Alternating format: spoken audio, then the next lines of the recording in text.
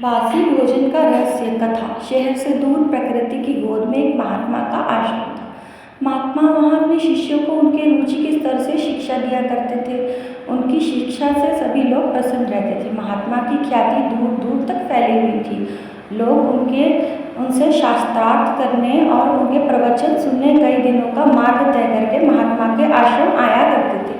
एक धनी सेठ महात्मा के आश्रम में पधारे और महात्मा के प्रवचनों को सुनकर वह मंत्रमुग्ध हो गए। प्रवचन इतने हृदय स्पर्शी थे कि सेठ महात्मा के वचनों को बड़े ही तल्लीनता और एकाग्रता से सुन रहे थे।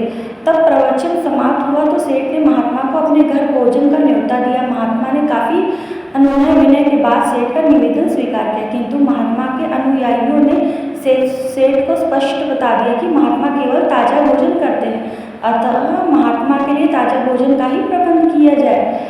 तय समय पर महात्मा अपने अनुयायियों के साथ सेठ के घर अतिथि के रूप में उपस्थित हुए। सेठ ने महात्मा से बताया कि उनके पूर्वज उनके लिए इतना धन संपत्ति छोड़ गए हैं कि किसी और को कमाने अथवा श्रम करने की कोई आवश्यकता नहीं है।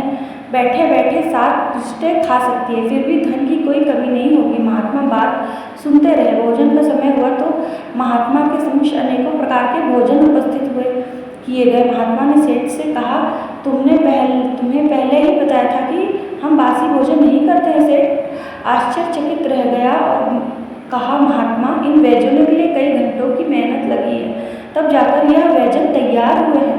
यह ताजे व्यंजन है। महात्मा ने कहा, यह व्यंजन ताजे तब होंगे जब तुम्हारे द्वारा कमाए गए धन से बने होते। यह व्यंजन तुम्हारे पूर्वजों के धन से कम बनाया गया है, इसलिए यह भोजन मेरे लिए बासी के समान है।